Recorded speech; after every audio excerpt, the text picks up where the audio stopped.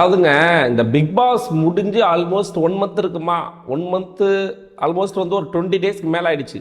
இந்த 20 நாட்களா டைட்டில் வின்னரை பற்றி எவனாச்சும் பேசுவானுங்க அப்படின்னு பார்க்குற சோஷியல் மீடியாவில் எவனுமே ஒன்றும் பேசலை. அது ஒன்று போடுறானுங்க, திவுசான்னு ஏதோ ஒரு எடிட் போடுறானுங்க, அவ்வளோதான். இந்த சைடு வந்து ரன்னரை பற்றி எவனாச்சும் பேசுவானுங்களா அப்படின்னு சொல்லி பார்த்தீங்கன்னா அதுவும் கிடையாது. சரி, இந்த டாப் 4 இருக்குது பார்த்தீங்களா? ஸோ இந்த டாப் 4, அதாவது விஜய் டிவியால் முன்மொழியப்பட்ட டாப் 4 இருக்குது பார்த்தீங்களா? ஸோ அந்த டாப் 4 பற்றி அதிகப்படியான விமர்சனங்கள், அவங்க போகிறது, ஏதாச்சும் ஒரு நிகழ்ச்சிக்கு போவாங்க, ஏதாவது ஒரு இதில் கலந்துப்பாங்க. ஏன்னா நான் இதுக்கு முன்னாடி வந்து திரு விக்ரமண்ணா இருக்கார் பார்த்தீங்களா? ஸோ அவர் கூட பயணிச்சிருக்கேன். அவர் வெளியில் வந்த உடனே நிறைய இடத்துக்கு வந்து அவர் போனார், நிறைய நிகழ்ச்சிக்கு கூப்பிட்டாங்க. அந்த மாதிரி வந்து வெளியில் நிகழ்ச்சி போகிறாங்களா அப்படின்னு சொல்லி கேட்டால் அதுவும் யாரும் இல்லை. ஸோ இந்த மாதிரி யாருமே எந்த ஒரு பிஸியும் ஷெடியூலும் இல்லாதப்ப அதிகப்படியான அப்டேட் யாரை பற்றி வருது அப்படின்னு சொல்லி கேட்டிங்கன்னா பாரு கமருதீன். லிட்டரலாக வந்து சோஷியல் மீடியாவில் வந்து பாருதீன் அப்படின்னு சொல்லிட்டு போடுறாங்க. ஸோ அதை தான் பார்க்க முடிஞ்சுது. இப்போ என்னடா அப்டேட் அப்படின்னு சொல்லி கேட்டிங்கன்னா இன்றைக்கி ஒன்றுமே அப்டேட் இல்லை அப்படின்னு சொல்லி பார்க்கும்பொழுது கமருதீன் வந்து ஒரு அப்டேட்டை கொடுத்துருக்காரு. என்னன்னா நம்ம இன்ஸ்டாவில் வந்து ஒரு இது ஒன்று போட்டிருக்காரு, போஸ்ட் ஒன்று போட்டிருக்காரு. கொடைக்கானலில் இருக்கிற மாதிரி வந்து ஒரு போஸ்ட் ஒன்று போட்டிருக்காப்புல. சரி, ஓகே, அவர் கொடைக்கானல் போனதுக்கு இதுக்கு என்னடா சம்மந்தம் அப்படின்னு சொல்லி கேட்குறீங்களா? இது வேலண்டைன்ஸ் டே வீக்குங்க, இது வந்து காதலர் தினம் வீக்கு. ஸோ யாரு கூட போயிருப்பாரு அப்படின்னு சொல்லி கேட்கும்பொழுது அஃப்கோர்ஸ் பார்வதி. ஏன் சொல்கிறேன்னு சொல்லி கேட்டிங்கன்னா இந்த இந்த இந்த ஃபோட்டோ பார்த்தீங்கன்னாலே தெரியும். ஸோ லிட்டரலாக வந்து அவர் இருக்க மாதிரி இருக்குது, கொடைக்கானலில் இருக்க மாதிரி இருக்குது. பார்வதியோட டாக் அவர்கிட்ட இருக்குது. எப்படா பார்வதி டாக் அங்கே வந்துச்சு அப்படின்னு சொல்லி கேட்டிங்கன்னா பார்வதி கூட போயிருப்பாங்க. இந்த சைடு வந்து பார்வதியோட ஹேர்லாம் தெரியுது. ஸோ அதனால் இதை நான் ஏன் சொல்கிறேன்னு சொல்லி கேட்டிங்கன்னா வச்சுக்கலாங்க, முதல்ல வந்து நீங்கள் இனிஷியல் ஸ்டேஜ்லேருந்தே பார்த்தீங்கன்னா உங்களுக்கு ஒரு விஷயம் புரியும். இவங்க ரெட் கார்டு கொடுத்து வந்ததுக்கு அப்புறமா திரு விஜய் சேதுபதி அவர்கள் வந்து இவங்க 2 பேர்த்தையும் கூப்பிடும்பொழுது ஒரு லைவ் ஒன்று போட்டிருப்பாங்க. ஸோ அந்த லைவ் போடும்போது அந்த லைவை வந்து மில்லியன்ஸ் வியூஸ் வந்துடும். நீங்கள் போய் பார்த்தீங்கன்னா வந்து ரெட் கார்டு கொடுத்த அந்த ப்ரோமோக்கு எந்த அளவுக்கு வியூஸ் வந்திருக்குமோ அதை விட கொஞ்சம் அதிகமாகவே வந்து பாரு கமருதீன் லைவ் வந்திருப்பாங்க விஜய் டிவியோட இதில். ஸோ அதுக்கு வந்து அதிகப்படியான லைவ் வந்திருக்கும். அப்போ வந்து அன்னைக்கு டைட்டில் கொடுக்குற அன்னைக்கு திவ்யாவுக்கு தான் வந்து கொண்டாடணும். கரெக்டாக திவ்யாவை கொண்டாடணும், திவ்யாவை பற்றி பேசுகிறோம். அப்படிங்கிறத தாண்டி டைட்டில் கொடுத்த அன்னைக்கு, ஃபினாலே அன்னைக்கு பாரு கமருதீனை பற்றி ஸ்பீச் அதிகமாக போயிட்டு இருந்துச்சு. சரி, அது முடிஞ்சிச்சா? வெளியில் வந்துட்டு அட்லீஸ்ட் வந்து யாரோட ஃபேன்ஸ் ஃபெஸ்டிவல் வந்து நல்லா இருக்கும் அப்படின்னு சொல்லி பார்த்தீங்கன்னா திவ்யாவுக்கு ஒரே ஒரு சேனலில் வந்து ஃபேன்ஸ் ஃபெஸ்டிவல்னு ஒன்று எடுக்கிறாங்க. ஸோ இந்த சைடு பார்த்தீங்கன்னா இவங்க வந்து ரோட்டில் வந்து போகிறதா இருக்கட்டும், நம்ம பார்வதி வந்து ரோட்டில் வந்து ரேலி போகிறதா இருக்கட்டும், ஃபேன்ஸ் ஃபெஸ்டிவல் நடத்துறதா இருக்கட்டும், இந்த மாதிரி நிறைய விஷயங்கள் வந்து நடந்துகிட்டு இருந்துச்சு. ஸோ இதுக்கு நடுவில் இப்போ ரீசெண்டாக வந்து கமருதீன் வந்து ஒரு வீடியோ ஒன்று போட்டு நான் போன வீடியோவில் பேசியிருப்பேன், நீங்கள் பார்த்துருப்பீங்க. ஸோ அந்த வீடியோவில் வந்து அந்த கார் டாஸ்க் வந்து ரீக்ரியேட் பண்ணுற மாதிரி ஒரு சம்பவம் ஒன்று நடந்துச்சுங்க.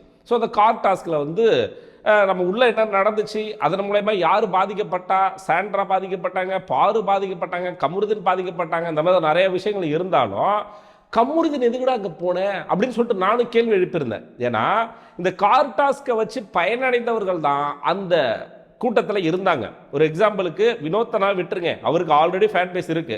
ஒரு சபரியாக இருக்கட்டும், திவ்யாவாக இருக்கட்டும், அரோராவாக இருக்கட்டும், இவங்க எல்லாருமே இந்த கார் டாஸ்கை பேஸ் பண்ணி இதன் மூலயமா லைம் லைட்டுக்கு வந்து இதனால டாப் 4 வந்தவங்க. அதாவது உங்க சண்டையில் உங்களுக்கு ரெட் கார்டு கொடுத்து உங்க மூலயமா பிரபலமாகி இவங்க வந்தவங்க. ஸோ அந்த இடத்துல போயிட்டு நீ எதுக்கிட்ட உட்காந்துருக்கு அப்படின்னு சொல்லிட்டு நானே விமர்சனம் வச்சிருந்தேன்.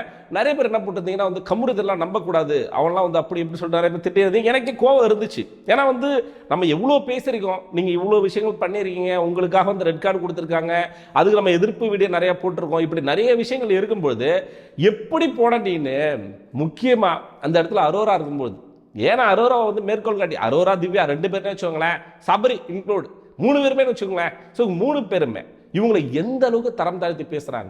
உள்ள இருந்து ரெட் கார்டு கொடுத்து வெளியில வரும்போதா இருக்கட்டும், அரோராலாம் வெளியில போனதுக்கு அப்புறமா கூட வந்து பாரு ஃபோபியா வந்து சுத்திட்டு இருந்தாங்க. எப்ப பார்த்தாலும் பாரு என் சனி தொலைஞ்சிருச்சு அது இதுன்னு சொல்லிட்டு பார்வதி மேல வன்மத்தோடவே இருந்த ஒரு கேரக்டர் யாருன்னு சொல்லி கேட்டீங்கன்னா அரோரா சின்க்ளே.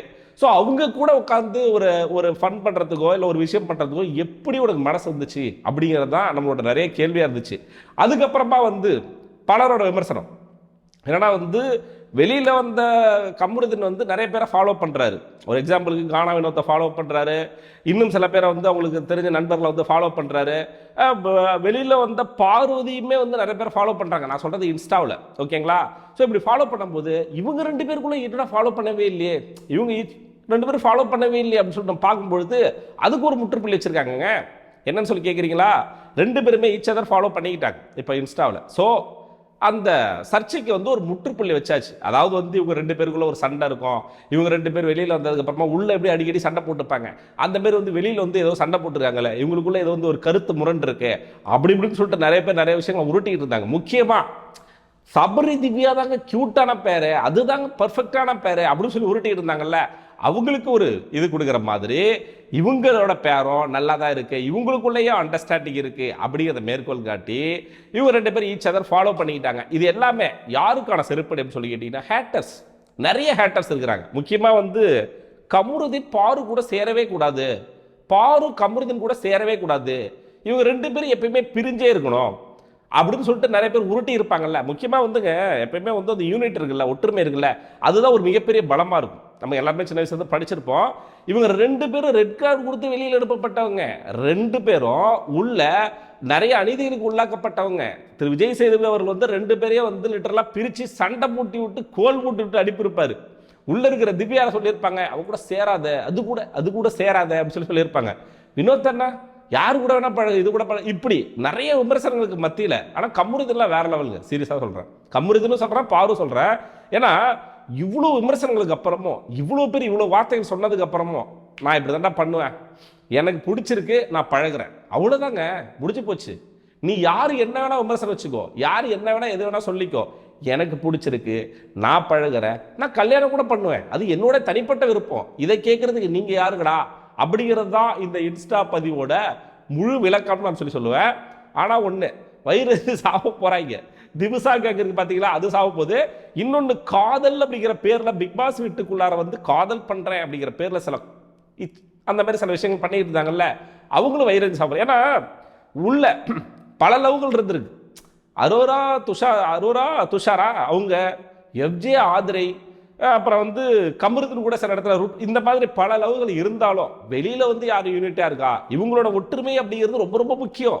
ரெட் கார்டு கொடுத்து வெளியில அனுப்பி பல அநீதிகள் இழைக்கப்பட்டு இவங்களை பத்தி இவ்வளவு விமர்சனங்கள் வச்சு வெளியில வந்து ஒற்றுமையா இருந்து போட்டோ போட்டு ஹேட்டர்ஸோட வயிற்றுல எரிச்சல் உண்டாக்கக்கூடிய இவங்களோட சம்பவங்கிறது தரமான ஒரு சம்பவம் அப்படின்னு சொல்லி நான் நினைக்கிறேன். இதை பற்றி உங்களோட கருத்து என்ன அப்படின்னு வந்து கமெண்ட் பாக்ஸில் மறக்காமல் போட்டு விடுங்க. நான் வந்து முன்னாடி ஒரு வீடியோ ஒன்று போட்டுருவேன், பொலிட்டிக்கல் வீடியோ. சில பேர் பார்த்துருக்க மாட்டீங்க, என்னடா அது பிக் பாஸ் அப்டேட் கொடுத்துக்கிறதா திடீர்னு பொலிட்டிக்கலை பற்றி பேசுகிறாடா அப்படின்னு சொல்லி கேட்டிங்கன்னா, கண்டென்ட் இல்லை, எதை பற்றி பேசுறது, பிக் பாஸ் கொண்டாட்டம் வந்துச்சுன்னா அதை பற்றி பேசலாம். சரி, நம்ம எதை பற்றி பேசலாம், எதை பற்றி இதுக்கப்புறம் விவாதிக்கலாம், எதை பற்றி நம்ம வந்து பேசலாம், நல்லா இருக்கும், உங்களுக்கு எது வந்து பிடிக்கும் அப்படி இதை பற்றியும் மறக்காமல் கமெண்ட் பாக்ஸில் போட்டு விடுங்க. நம்ம சேனலை புதுசாக பார்க்குற நண்பர்கள் வந்து சப்ஸ்கிரைப் பண்ண மறந்துடாதீங்க. இதே மாதிரி அடுத்த வீடியோவில் உங்களை சந்திக்கிறேன். அதுவரை உங்களிடமிருந்து விடைபெறுவது நான் ஏவி.